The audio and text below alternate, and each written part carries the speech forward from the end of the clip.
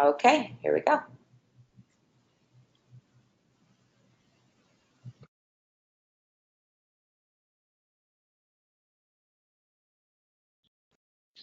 Hi, everybody. This is Amy Mann at LawPay, and I just wanted to let you know we are going to start right at noon Central Time. So if you're getting situated and joining us, we'll be about 1 to 2 more minutes, and then we're going to start with today's program. So looking forward to chatting.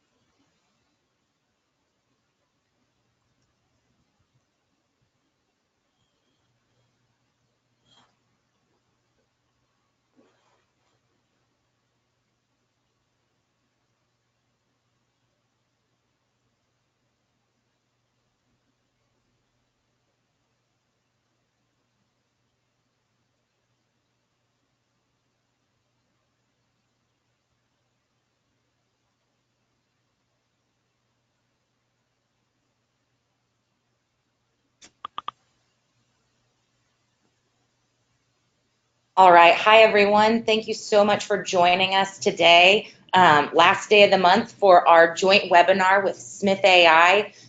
Today, we are so thrilled to have Maddie Martin with us talking about, are you lawyering or laboring? 7 steps to reduce interruptions and chores and run a more productive law firm in 2019. Smith.ai is an incredible partner of ours, and we're so excited to be able to collaborate with them on this and other projects, because we know that Maddie and her whole team are really dedicated to this topic that we're looking at today. You know, what can we do? How can we use, how can we use new services and technology just to run more efficient practices and more efficient law firms? So we're thrilled to have Maddie with us today to go through this topic. We want to let people know that we're going to be keeping an eye on the questions widget today. So if you have questions that come up during the course of this webinar, feel free to type them in. We'll take a look at those, and either, you know, as they come up, we might answer some of them mid-seminar, or we'll save some time at the end of the presentation to make sure we circle back to those. Any questions we don't have time to address in the course of the webinar, Maddie and I will look at and get back to you guys offline in an email. So feel free to submit any questions that you have. We would love to be able to address those. And so without further ado, I'm so excited to introduce, like I mentioned, our great partner, Maddie Martin from Smith.ai. Maddie, take it away. Amy, thank you so much. It's a pleasure to be here. And everyone, I just got over a cold. I'm getting over the last bit of it. So I apologize for kind of a nasally voice that I have right now. But just one housekeeping thing. At the bottom of this screen that you're looking at, you can see that there is a URL. This link will get you to the slide deck that I'm reviewing today. So if we need to move kind of quickly through any of the topics, or there are things that you want to learn more about, dig into the links that I have included in here, you can access that fully at any time. So the topic today is, are you lawyering or laboring? 7 steps to reduce interruptions and chores and run a more productive law firm in 2019. So I'm Maddie Martin. I'm the head of growth and education for Smith.ai, and we are a call routing and virtual receptionist service for solo and small law firms and other small businesses as well. Now I say that, but the majority of the clients who we work with are in law practices. So while we do work with other small businesses, really our bread and butter, our specialty is working with attorneys, and we have a lot of experience in that. We've been in operation since 2015. So let's talk about today's goals and objectives. We're going to identify distractions and time-consuming tasks, understand the communication systems that help you manage the business side of running a law firm, and those include phone, email, text messaging, and web chat systems. and go through the basics of how to start using these more effectively. And then advanced techniques for maximizing the impact of these systems on your practice, on your day-to-day work. And then identifying a game plan for 2019. So how are you going to reduce distractions and time-consuming tasks so that you can do more lawyering and less laboring? So what you will learn is how to intelligently manage calls with complex call paths, how to automate lead capture and qualification, hand off new client intake, streamline appointment scheduling, reminders, and check-ins, consistently collect payments, monetize bad leads through systematic referrals, and integrate these communications into your existing systems with integrations that are available via API, Zapier, and some of those other systems. So who cares? Well, you should, according to the 2017 Clio Legal Trends Report. And I will note that a lot of this information is confirmed in the most recent report, the 2018 report, which we also have an infographic on our blog if you're interested. Now, the lawyering or laboring topic is addressed very clearly in the report, identifying that many solo and small firm attorneys are spending more time on administrative tasks than on billable work per day. So 1.9 hours is the average amount of time that an attorney spends on billable work per day compared to 2.9 hours on administrative tasks. And of those 2.9 hours, the top 3 tasks that are taking up the most time are office administration, invoicing, and configuring technology, and those account for 1.2 hours alone. Now, 2 hours of work a day is spent on business development on average. So that indicates to us that there is a great importance on generating new clients. 23 minutes is the amount of time that it takes to recover from an interruption. So when we see that attorneys are getting interrupted about 6 times a day, that amounts to about a 2-hour loss per day.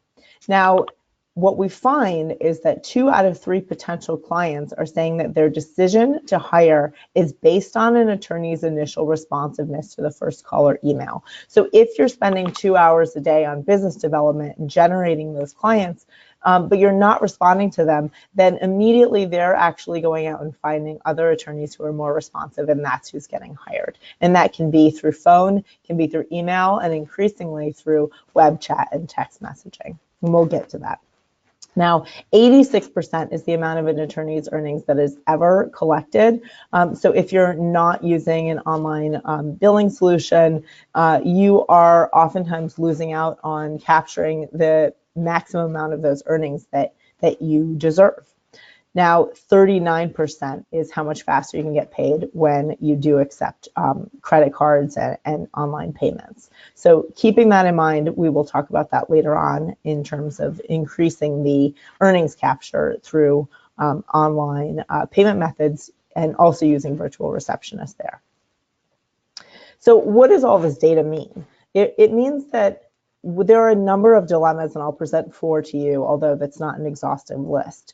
The first dilemma that's most obvious is that interruptions are killing your productivity and you want to minimize them, but potential clients demand quick response times and you want to maximize responsiveness. So how do you balance the need to get work done with the need to accept and respond quickly to new clients? The second dilemma is related to billing tasks. So invoicing and chasing down late payments drains your time. You want to minimize the time-consuming billing tasks. But at the same time, you need to get paid, you deserve to get paid, and not after a collections agency takes up to 50% of the cut. You want to maximize your revenue and minimize the amount of time that you spend trying to track down those payments that are due to you. Now, we know that technology is extremely important and we want to incorporate it as much as possible into solo and small firms, especially because in order to be competitive in a market, you want to automate and sync as many routine tasks as you can to build that efficiency. Because in a small practice, you don't have that limited IT, you don't have that IT and admin support, it's limited. So you can't spend all day learning and configuring technology. You want simple and intelligent tools without needing a computer science degree. Now, the fourth dilemma is that you want control over your practice, but you don't want so much control that you are spending all day and night working. So one of the things that I say here is, you want to have more control over your practice. You want to maximize that control over your work-life balance. I'm not projecting onto you that there should be an ideal work-life balance. For some people, their ideal work-life balance is spending 40 hours a week working.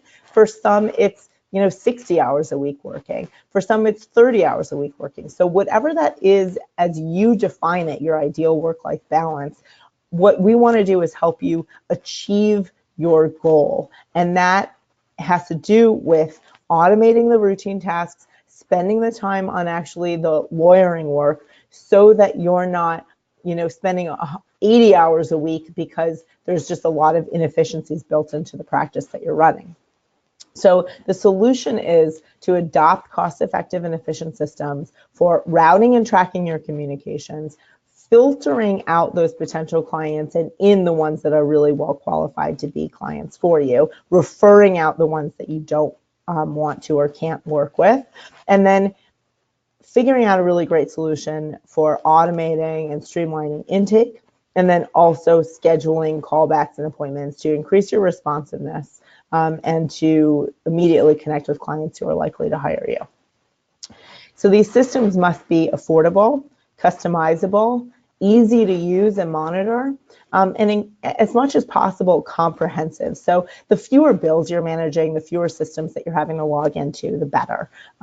They should integrate with your processes and systems and software so that you're not copying and pasting data between systems. It's automatically syncing.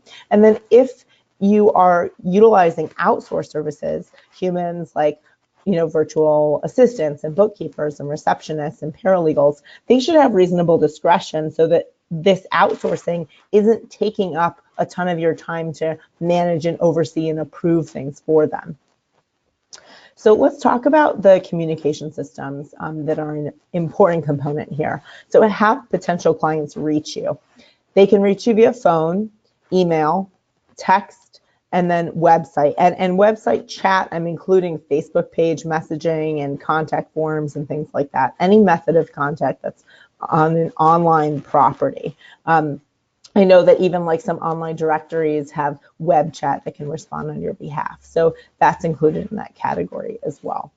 So when we talk about phone systems, the most important thing that I emphasize here is that if you're using a landline that's really not very portable and it doesn't allow you to respond, so increasingly, even though that's like a very reliable way to have a phone system set up, increasingly I encourage attorneys to move to VoIP systems that are in the cloud, they're internet-based phone services, because there are many more of them that are competing in the marketplace. You get a lot lower prices, you get a phone that is mobile, and you get a business number that is on your cell phone, but it is not your personal cell phone number. So it is a professional approach to running a law firm as a business. Yes, there can be internet quality issues. So increasingly, I encourage you to look at VoIP services that allow for cellular network calling and Wi-Fi calling. The iPhone will, if there's an app for your VoIP phone service, sometimes it will require a Wi-Fi calling only. So you want to avoid that because it's going to reduce your connectivity and it can result in dropped calls. So VoIP services allow you to take your phone with you as you're in transit, as you're in and out of court. One of the services that sits on top of these internet-based phone services is a SIP phone, and that basically means that your phone can ring through your computer or any other internet-connected device. So right now, your computer is not able to receive phone calls, but if you have a SIP app, like a Counterpath, Bria, which also has a free app, Xlite, and you can email me for recommendations. That will allow your computer to actually ring as your phone. So you can, have phone calls that ring to the device that you're using to actually get work done as well. Now, when we talk about other phone services, there's menu options, and then there's also answering options. So there are different forms of call routing and handling. You can have an automated message where you have a greeting and then number options like press 1 for new clients, press 2 for existing clients, and then you can also have live call handling. Now, within the live call handling realm, we've got these sort of like semi-robots, and then we have like humans. So the semi-robots, those are like, anything from a call center in the Philippines or something that's going to be very, very basic, right? It's it's beyond just the like automated answering, but it's really just someone who's reading a script. And then you have receptionists who are ideally US based, following your custom directions. And even deeper there, we can say there's a difference between humans and then what I like to say optimized humans. So let's say you found answering services and you're considering adding this to your law firm because you want to increase that responsiveness. So some of the things to consider are, is the receptionist service based in the US or is it abroad? Because even if you have English-speaking receptionists and you're trying to cut costs, people who are in other English-speaking countries, like, for example, the Philippines, they're going to speak English, but it's not just about fluency. It's also about being familiar with the American norms and business practices. So if someone calls your law firm and they get someone who sounds like they're in-house, it's a much better experience, and it initially builds trust that you're looking to achieve. Now, the other thing is, are these services dedicated or distributed? So if you have a dedicated team of receptionists, that may immediately seem appealing, but the challenge there is that if you increase a marketing campaign or start to ramp up phone calls to your business, then people need to be trained and you need to be in close coordination with that receptionist service. If you have a distributed team, then no matter how much the call volume increases, any of those receptionists in a distributed team are available to you. So for example, with Smith.ai, we make all of those receptionists that are on our platform available to you, all US based, all following your directions, not based on a script, but on information that you've provided so that we can have a natural call flow. And that means that no matter your call volume, you're always getting those calls answered on the first or second ring.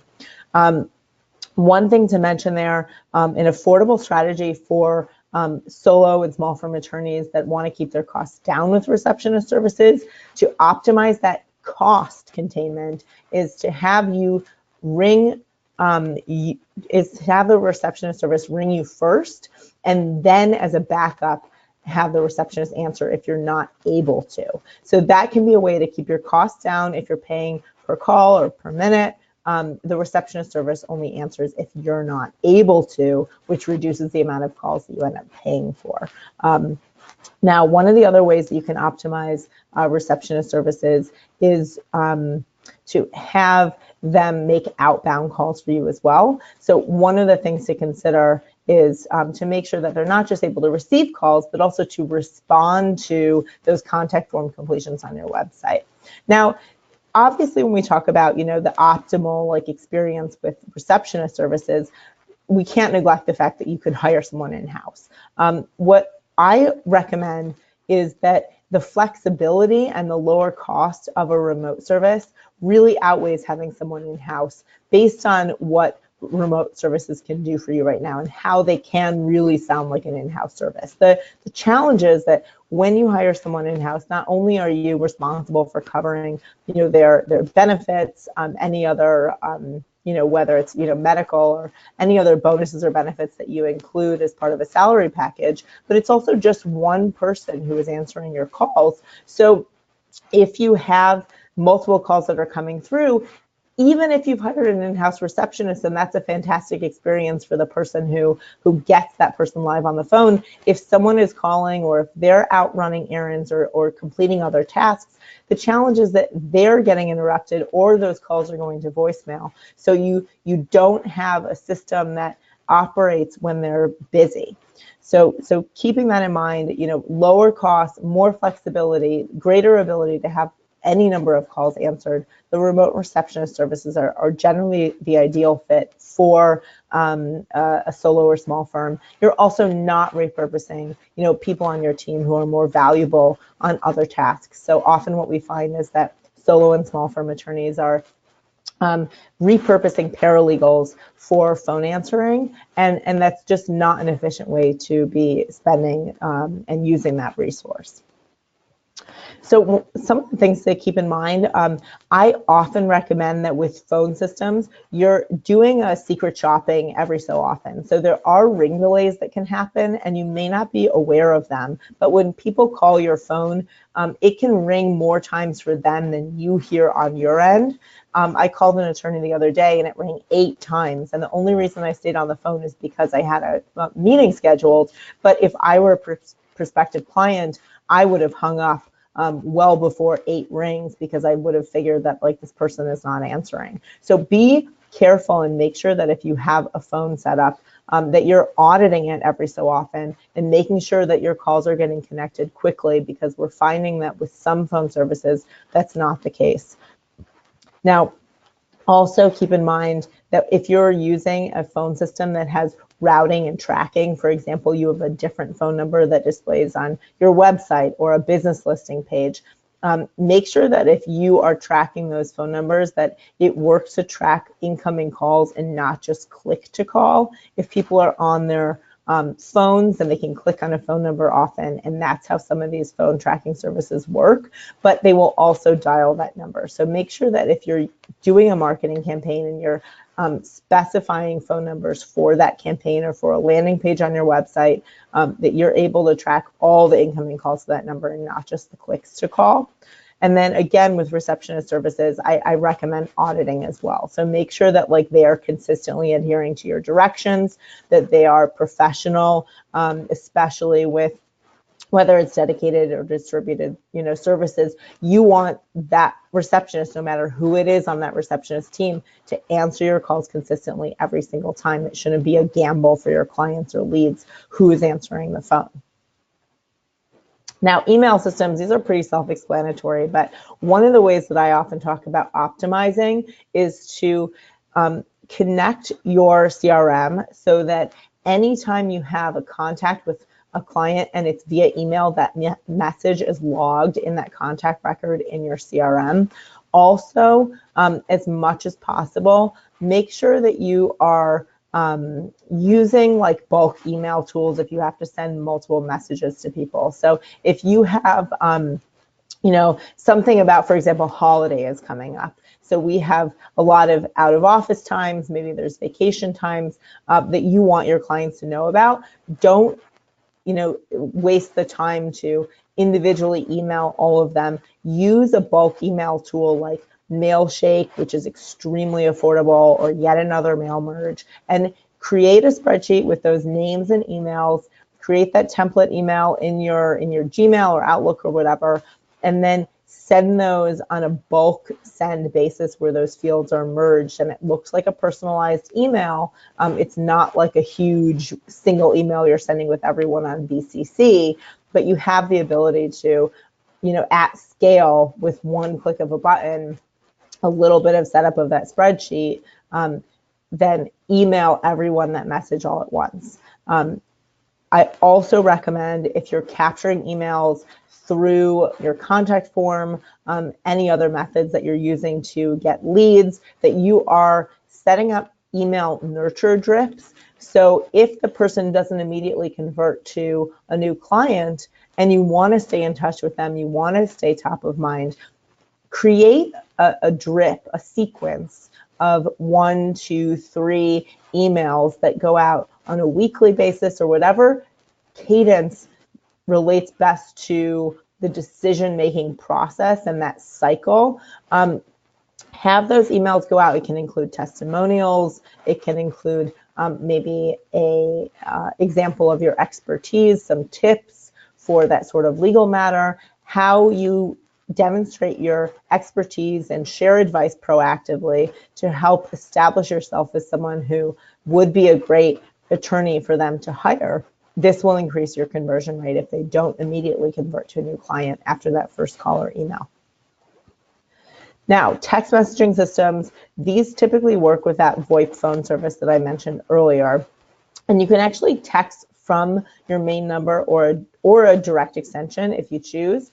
And members of your team can also have access to these systems. And you can also automatically, oftentimes with ZipWhip, for example, identify certain keywords that automatically send a text back based on what someone says to you. So if someone is asking for availability or how much your services cost, if you are in a certain area, you can identify those keywords and have ZipWhip automatically text back on your behalf, which is very helpful for reducing the amount of time that you're spending on these systems.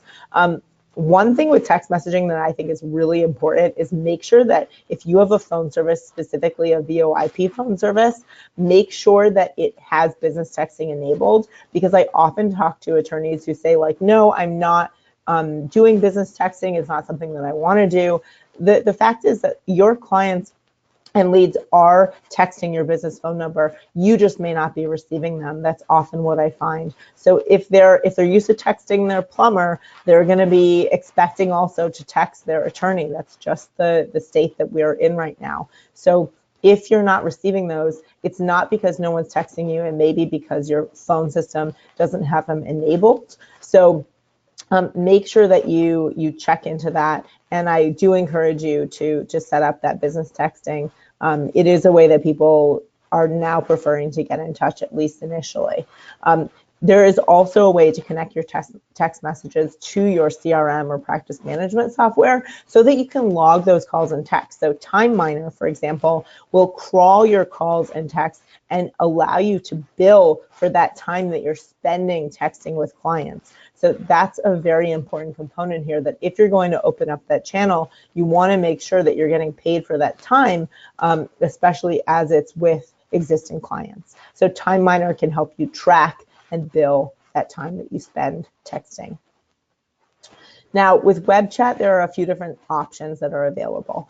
There are these like conversational chat bots that are basically robots. They can be very low cost and fast. The problem is that there are stock answers, and they're not as smart as I think we will see in the year or two to come. They are limited. They don't necessarily allow for a lot of work to be completed. Maybe there's a link to your online schedule, but it doesn't end up being a complete experience that a human can give if you're having live staffed chat. So one of the things that we are now offering at Smith.ai is a live chat service that our receptionists, our US-based receptionists, can staff on your website. And you can try that out if you go to Smith.ai. We're staffing it on our own website as well.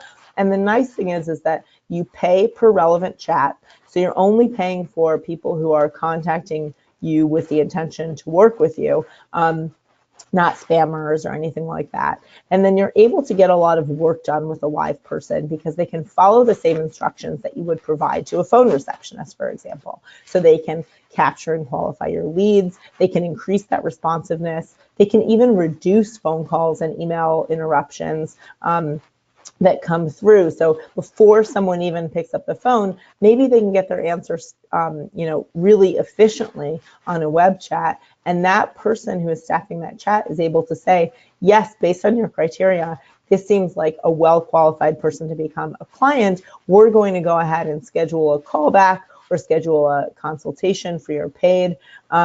So that allows you to really complete that workflow and get that qualification done before the person even calls. Now, the best scenario is the combination of both, where that receptionist is being informed and assisted by AI technology. And then after hours, when those receptionist services are not on live staff, you can have that bot be a backup so that leads are captured, appointments are scheduled. Let's say the kids are asleep at night and someone is on your family law website looking to explore the cost of getting a divorce. That bot may be able to schedule an appointment for the next day. So you're still getting work completed and there's not a delay on that potential client's end. So, to recap, the potential clients can be handled by you or in-house staff using remote and virtual services like, paralegals, receptionists, also including here like bookkeepers and assistants, and then connecting those back to your software. So you've heard me mention, practice management software, calendaring and billing software.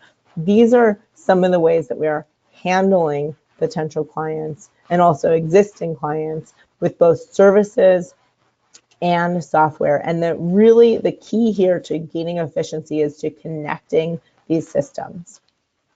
Now, let's talk about how these communication channels factor into your law practice.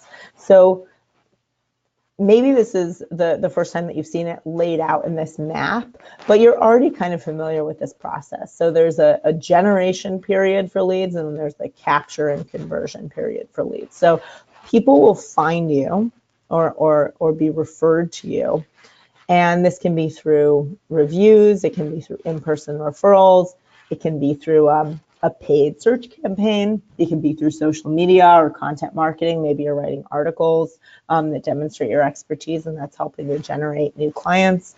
It can also be through technical SEO, where you're increasing your visibility on Google search through those tactics. Then people will contact you through one of these methods, phone, email, text, or web chat. And then the response method is kind of what we just started talking about. So are you picking up your own phone and answering your emails? Is it an in-house assistant or a paralegal who is being repurposed to do so? Or is it a receptionist service? And then what happens next is, after that initial contact, you're determining, is this person qualified? Are they a good lead based on your criteria? Can they afford your services? Does your availability match their needs? Are they in the right location? If they are, then you can proceed with this basic intake, and then full intake, and then they become a new client.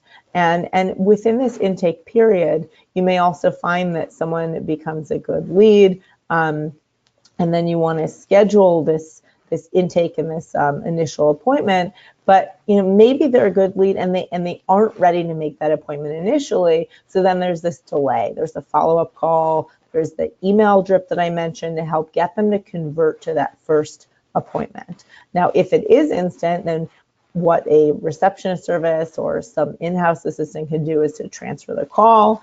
They can schedule a call back. They can have a consultation scheduled. And once that's on the books, then the next step is going to be that engagement and that intake, if you do determine that the person is a good fit for your firm, and then they become a new client. Now, back to the qualification step. If the person is not determined to be meeting your criteria for an ideal client, they're not able to afford the fees that you charge, their timeline doesn't work, whatever the case may be, they contacted your practice, and instead of a family law attorney, they need a criminal defense attorney. Well, then maybe what you do is you monetize that bad lead through referrals. So we'll talk about that, but this is the basic flow that we're going to be coming back to. So how do we put this together? It's a combination of human intelligence and machine intelligence. It's these services that you're outsourcing. It's your own determination of criteria you're using to qualify leads. And then it's also using the best technology that's affordable for your practice. So the first step is to professionally manage your calls. If you don't have a business phone and you're using your personal cell phone, make sure and set up that boundary now. You can set up call routing based on time of day, based on holidays or vacations that are coming up. You can have, if you have people on your staff or receptionist services, you can have calls blast out to you and an assistant or a service at the same time. So whoever picks up soonest is the most responsive to that caller. You can also have sequences. So you can have it so that you're rung first, and then your receptionist service or your assistant or paralegal is rung first, and then you, to prevent interruptions for you. These are all options within VoIP phone systems. I also recommend that you have an after-hours voicemail. So if you have an existing voicemail during the day, that's fine. If you have an after-hours voicemail, it's really important that you communicate, the person is reaching you after business hours, that you are responsive, and it just so happens they're reaching voicemail because it's after business hours. And then be very clear about the information that you need from them. This seems really basic, but oftentimes people set up their voicemail and you approach it the same way that you would a personal voicemail. What you need to convey is the information the person has to leave you in your voicemail. So, please respond with your name, phone number, and message, and we will get back to you. Set that expectation. We will get back to you, within 24 hours or 24 business hours, the next business day, whatever expectation you want to set.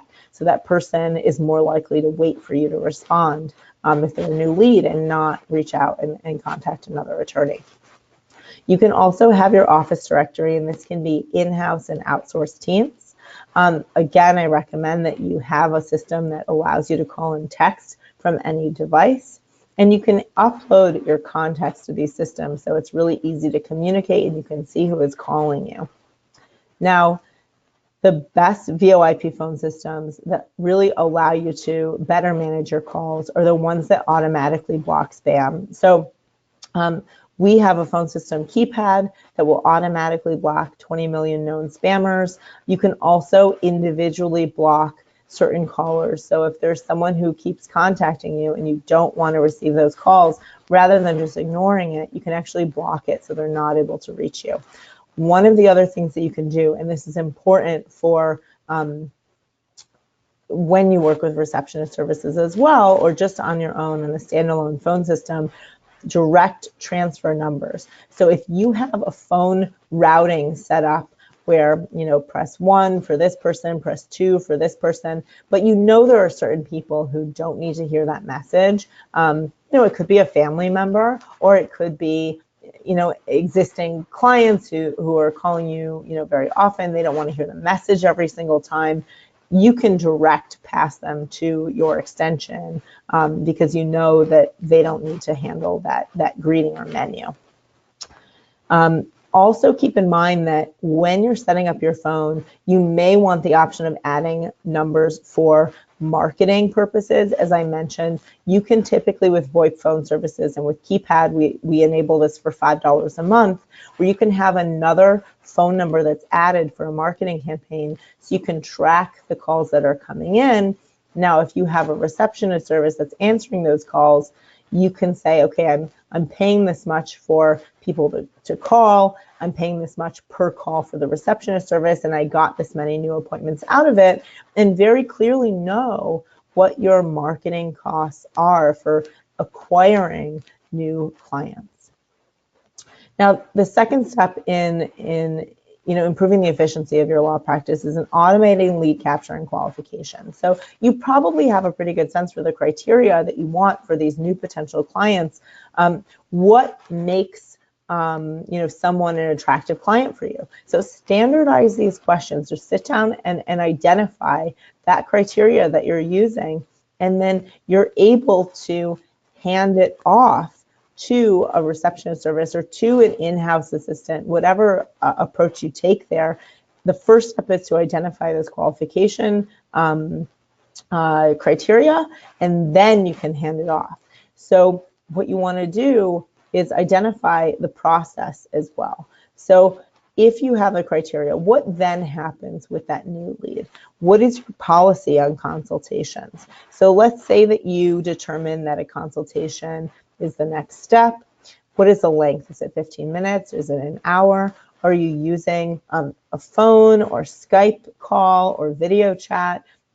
Things to consider here are the comfort level, how personalized it is, and also if someone needs to download new software. We all know that's really a pain. So I would recommend not going with like a Skype where someone needs to already have a username, and instead have that phone call set up, or Google Hangout, where like everyone's going to be able to access that without creating a new login. And then the next thing to determine is it free or paid? So what I recommend is If you have a gatekeeper, it's much easier to have it be a free consultation, because you're not just getting people who are coming to your website, clicking your online scheduling link, and then booking a consult with you and potentially really wasting your time, or they just become a no-show if they don't even show up for that.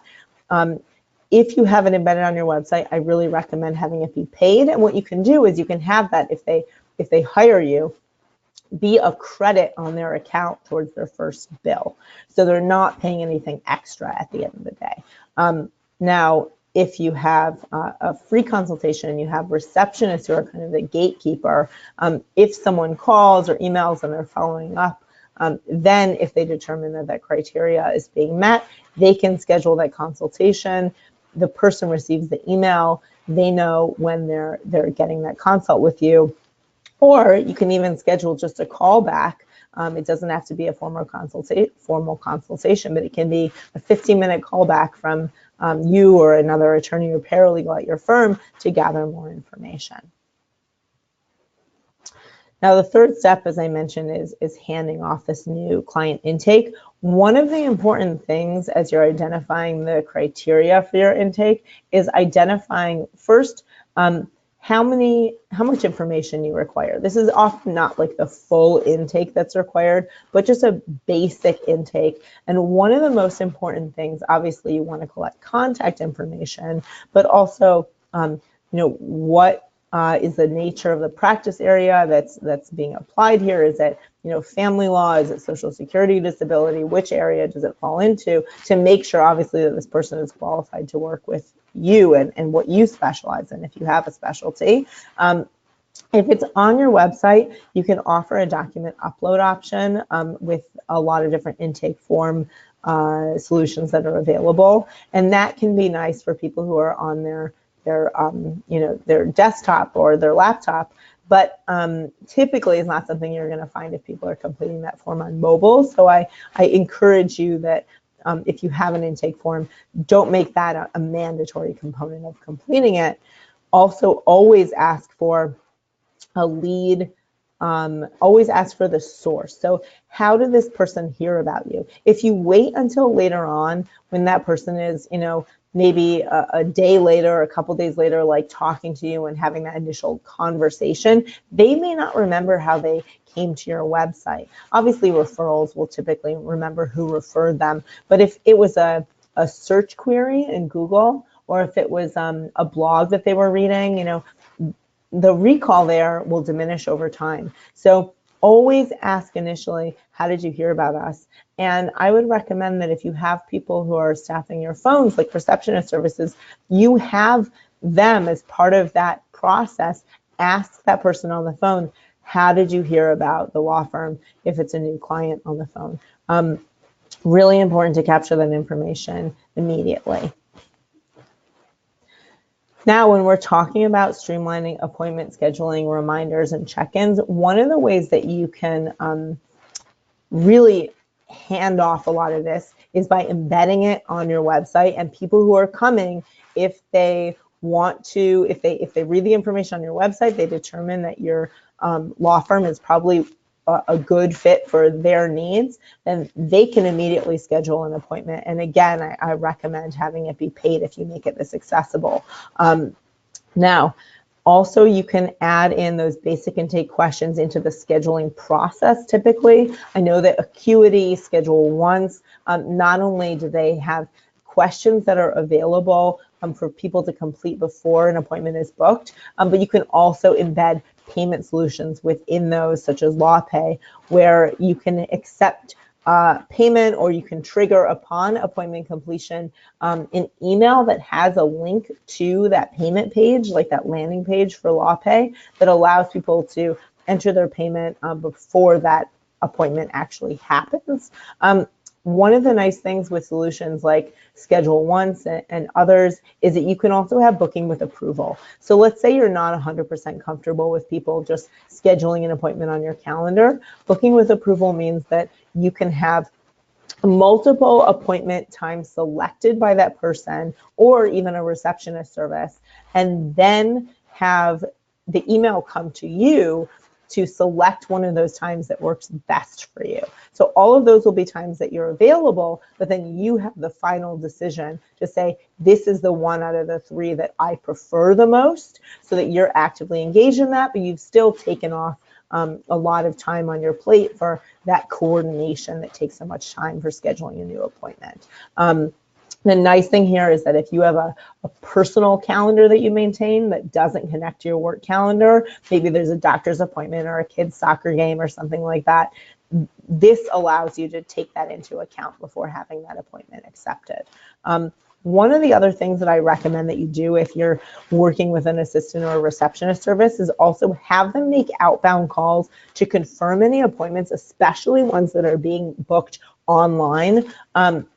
Make sure that you are following up to reduce cancellations and no-shows for anyone who has scheduled an appointment online that didn't yet talk to someone on your team. So if they're just booking that appointment, you have no idea who this person is or if they're really qualified to be a good potential client, call them the day before and confirm that they're actually going to be at that appointment or have that phone call that they scheduled with you. That really is a great way to eliminate, those times when you're waiting on the phone for someone to show up for their call and they never show and you wasted 10, 15 minutes. One of the other things that you can do is check-ins. So receptionists can call clients and not relaying any information, not serving as the attorney, nothing confidential, just say, the attorney at the law firm is going to get back to you about this next step in the process. Just touching base so that they know that they're on your radar. That can go a long way. I mean, we often find that the top reason for bar complaints is a lack of responsiveness, a lack of communication. So just being proactive, it does make sense to invest the time in having a receptionist or in-house person check in and set the expectations when they will hear from the attorney from you next. Now, obviously, if you are already using LawPay, if you're using an online payment provider, then you know how big of an impact this can have on your bottom line. So there's an attorney, John Bradshaw, who I have worked with on other webinars and presentations. He's a Smith.ai client. He's very tech savvy. And he said that before he started working with LawPay, he was collecting only 75% of the total earnings that were available to him. And now with LawPay, he is able to collect like upwards of 98, 99% of his total earnings. So if you're not already using this, I highly recommend that you allow for online payments to be collected. You can also share your online payment link with a receptionist service or with your assistant so that they are able to capture that information by phone. When someone calls in and they want to make a payment, they can collect that credit card number and details over the phone. They can also, in a web chat, link to that landing page to help someone make a payment, whether it's a new potential client who is a paid consultation they're trying to schedule, or if it's an existing client trying to make a payment. Now, one of the other things that I recommend is that you outsource payment collection. So if you have retainers, if you have invoices that are coming due or even past due, have a receptionist service reach out proactively to those people. You can even give them a list of the names and email, so it's not just one at a time, but 20 at a time, and they can reach out and collect payment on your behalf. One of the things that I often hear, and this is not necessarily intuitive, so I'm highlighting it here, is that as an attorney, you have a personal relationship with your clients oftentimes, and it sometimes in certain situations it even feels like a friendship or like family, depending on how long you've been working with some of these clients, and it's not comfortable. People get very uncomfortable when they talk about money. To have the person who is serving them also be the person who is collecting on their bills. So sometimes to have this neutral third-party receptionist service follow up on payment and have that conversation and take it off of your plate, it can not only increase your collection rate, but it can also make your clients a lot more comfortable, and it can increase the success of that conversation because they're not bartering, they're not They're not giving arguments. This is a third-party neutral solution that's just trying to collect the payment that's due to you. Now, when we talk about referral fees, oftentimes what I recommend is first, reference like the state rules, the local rules for whether or not you can accept referral fees, how the client has to be informed, if you're sharing, some responsibility if you're collecting referral fees, and then be sure to access this link that I have, referral fee do's and don'ts, when you access the slide deck after the webinar. It's a really good example from Illinois that talks about the do's and don'ts in general of engaging with other attorneys on referral fees. So, and I don't just mean like, when you make a recommendation to be getting those referral fees, also you can be someone who is paying out referral fees. So it works in both directions. That can be a way to not only get revenue for those leads, and maybe you otherwise would have just like had the person hang up and say, no, sorry, we don't work in that area of law, or this isn't a good fit for our law firm, sorry, contact somebody else. But you can also have those be inbound to you as new clients, which obviously will increase your bottom line as well. What you can do with receptionist services is also give them a list and your criteria for how and who to refer kind of these quote unquote bad leads to. So make a list of all the attorneys and firms you recommend by practice area, how to identify who's not necessarily a good lead, and then share that with your receptionist service with those instructions. And not only, let me just say, not only is this like a potential source of passive revenue, but it also is a really nice goodwill building experience for the person who's on the phone. So if you're able to say to someone who called you, maybe they're panicky, or they're in a stressful situation, that's why they're trying to reach out to attorneys. If you're able to say, I can save you from going back to those like Google search results and make a solid recommendation for an attorney, even if you don't accept referral fees, it builds goodwill to deliver that service and to have those names available to your receptionist or to your assistant. You never know if that person is going to then recommend you to a client who is a good fit for your firm or need your services in the future. And because you delivered service first and you didn't just hang up or say, no, sorry, we can't help you, that can come back to you for future business later on. Now, how do you incorporate communications in your system? So one of the things that I really recommend is reducing this like grunt work by choosing systems that really are in sync. So obviously, you know that LawPay has a number of integrations, with Clio and other programs that's kind of powering those payments through those systems that you're already using. Now, Smith.ai, we take this very seriously as well. We want to automate as much as possible. So when our receptionists take payment over the phone, we're using your LawPay, landing page so that automatically gets logged in your account. You want to be connecting, if you're using Clio or other practice management software, your receptionist service to your software. So instead of with any other service, maybe a call is completed, you receive an email with the summary of those call notes and who the contact was.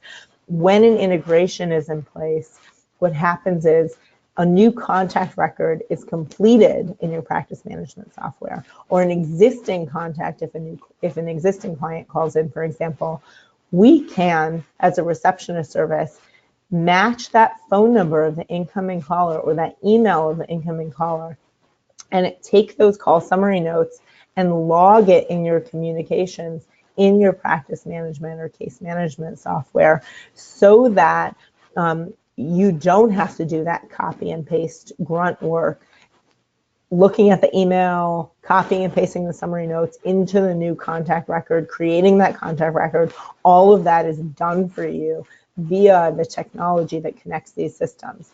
Now, the nice thing is that all of these automated tasks accumulate over time to really save you, even if it's just a minute or two that it's taking you on a daily, a monthly basis. This really ends up saving you a ton of time. What you can also do, and I highly recommend that you look at this link for Tri-City Legal. Connor Malloy is like an automation genius, and he wrote this article on our blog about connecting other systems like your document management, your project management, if you're using Trello or other systems, integrating your email communication, if you're using intake or other software, marketing automation software, signature automation. You can have all of these things connect to your existing systems so that when a new call comes in and it's completed and that person doesn't automatically book a consultation with you, they're added to that email marketing drip. They're added for a follow-up call in a day or so. These things happen with prompts within your software. So go ahead and check out that example. It's really valuable. Some of the other things that you can do is using dictation software, which is faster than typing. Conference call convening is one service that we provide at Smith.ai so that you're not waiting for people to join your call. What we do is we bring everyone onto the call and then call you when everyone is present so that all you have to do is jump right in. You're not wasting your time. Again, this is just about efficiency when you're running a solo or small firm practice. I talked a little bit about the marketing automations.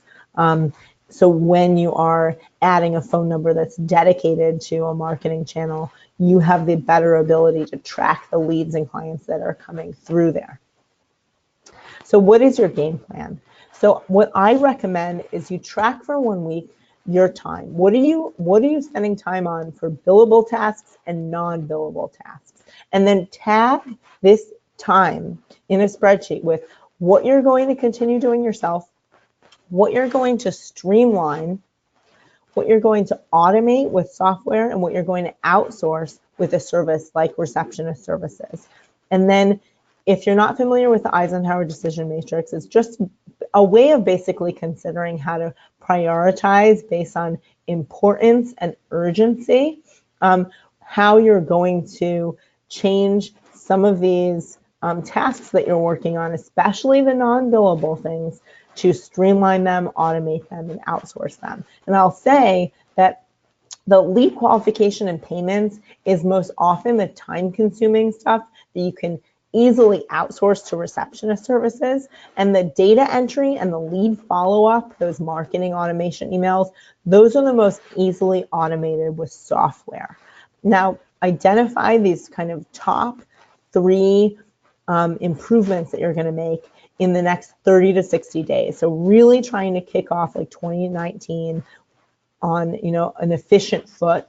And then obviously this depends on, the scope, how time consuming it is, how costly it may be, and the challenge of setting this up. Do you need to, hire a consultant, or can you just say, yep, starting next week, I'm going to start using a receptionist service, or I'm going to start using TimeMiner to log my time spent texting clients. And then after you do these changes, wait a month or two, restabilize, and evaluate, like, what are the next things I'm going to tackle? And then as you assess the impact of these fixes that you're making, don't just consider, like, am I, collecting more earnings? Am I having fewer no-shows on my consultations? Am I getting more and better leads consistently through my marketing channels? But also, are your stress levels reduced? Are you sleeping better? How is that work-life balance? Because these qualitative components are just as important as the quantitative ones. So I really appreciate your time today. I hope that this was helpful to you. I would be happy to answer any questions now or in the future. You're welcome to contact me at Maddie@Smith.ai. Thank you so much, Maddie. That was great. And we've actually got a couple of questions that people have submitted during the webinar that I thought would be really great to talk about together. So I think one of the points that you made that was really interesting when you were looking at the kind of overall workflow process was looking at ways to monetize those bad leads. And we've got a question from Jason asking, do you know of any specific platforms or solutions out there that actually help with facilitating paid referrals among lawyers that we could enlist a service to kind of help monetize those bad leads? That is an excellent question. I would say that, there are none that come to mind specifically, but what I would recommend is that if you're not part of a Facebook group for your area, your location, maybe folks who are in similar like practices, whether it's location based or whether it's other mom lawyers. I know of a lot of Facebook groups that are based on your specific interest or location. Those can be really fantastic ways to sort of get a process in place, almost formalizing those referrals and getting your name out there, and also finding other people who you can recommend if you have gaps in certain areas where you want to have more attorneys to recommend. You can get connected with those Facebook groups, and I often find that those are a very common way that people are passing referrals. Now, obviously, a receptionist service is not going to have access to your Facebook group. So what I would recommend is that you join groups where there are like-minded, high-quality attorneys that you can recommend and get referrals from.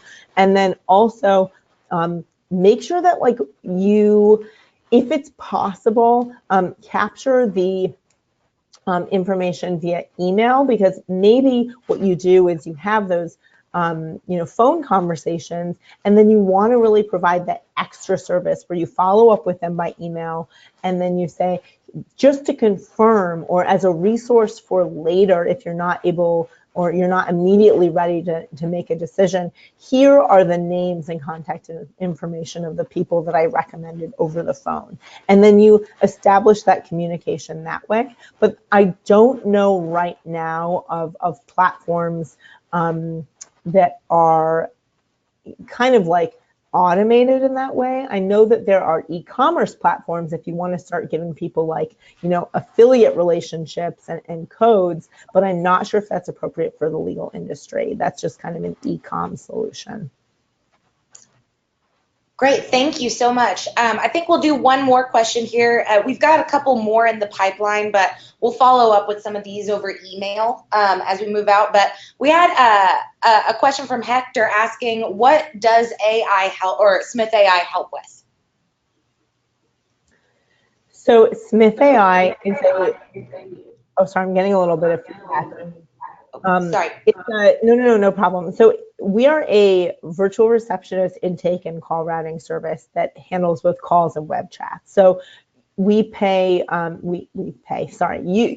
clients pay month to month. It's no annual contract or setup fee for Keypad, which is a phone system, VoIP phone system. It's $25 a month.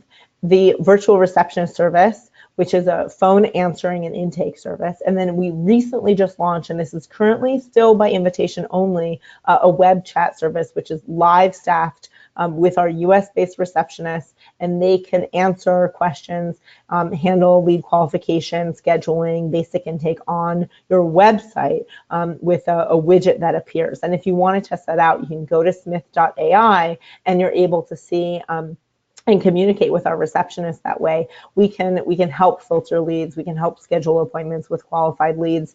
We can also, link to your LawPay landing page and things like that for payment. And I will mention, I forgot to mention this, but everyone who is on the call today, we actually are offering $50 off your first month of our receptionist service if you use the code LawPay. So that is in addition to our 10-call free trial. With chat, there will also be a 5-chat 14-day money-back guarantee. And the 14-day money-back guarantee is also something we offer with Keypad. So what we're trying to do is to help you streamline and automate your communications and hand off as much of those non-lawyering communications as possible, so that we can do both inbound and outbound calls on your behalf. But at the very least, with Keypad, give you a business phone number for that professional approach. Great. Thank you so much, Maddie. And thank you so much, everyone who attended today's webinar. Like I mentioned, questions that didn't get answered live, we'll be following up with via email after.